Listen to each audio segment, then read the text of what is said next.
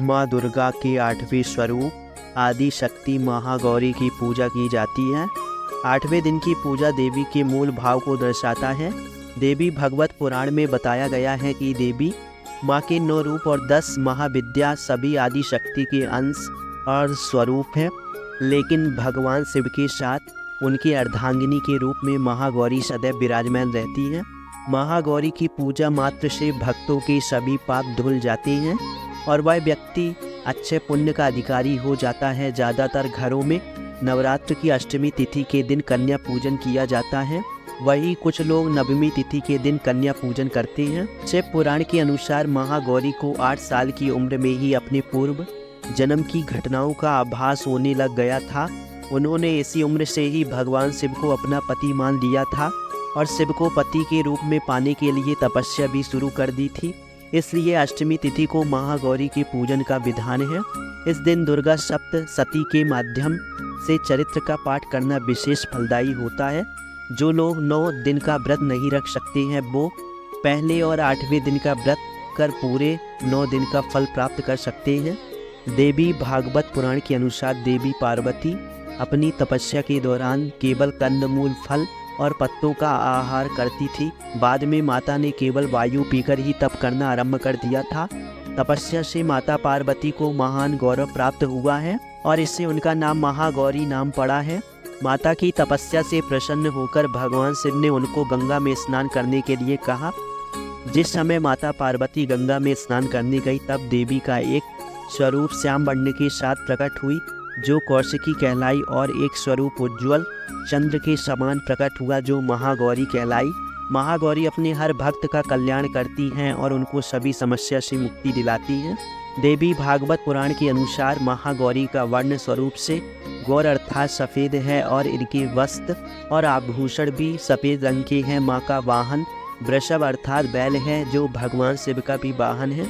माँ का दाहिना हाथ अभय मुद्रा में है और नीचे वाले हाथ में दुर्गा शक्ति का प्रतीक त्रिशूल है। महागौरी के ऊपर वाले हाथ में शिव का प्रतीक डमरू है। डमरू धारण करने के कारण माँ को शिवा के नाम से जाना जाता है।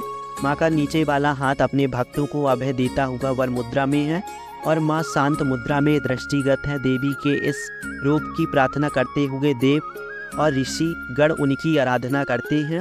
माँ महागौरी अपने भक्तों के लिए अन्नपूर्णा स्वरूप है। ये धन, वैभव और सुख शांति की अधिष्ठात्री देवी है।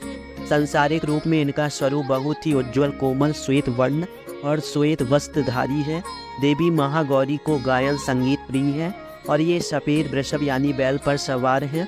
इस दिन कन्या पूजन का भी विधान है। कुछ लोग नवमी के दिन कन्या पूजन करते हैं, लेकिन अष्टमी के दिन कन्या पूजन करना श्रेष्ठ माना जाता है। कन्याओं की संख्या 9 हो तो अति उत्तम है, नहीं तो 2 कन्या के साथ भी पूजा की जा सकती है।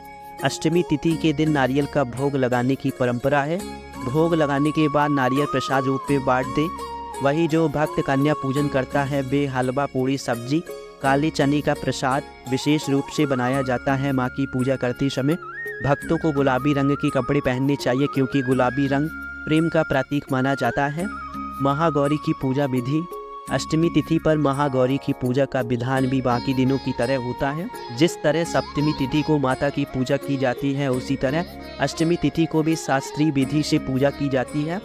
इस दिन माता के कल्याणकारी मंत्र का जाप करना चाहिए और माँ को लाल चुनरी चढ़ानी चाहिए। सबसे पहले लकड़ी की चौकी पर लाल कपड़ा बिछाकर महागौरी की मूर्ति या तस्वीर स्थापित करने के बाद महागौरी यंत्र रखकर स्थापना करनी चाहिए।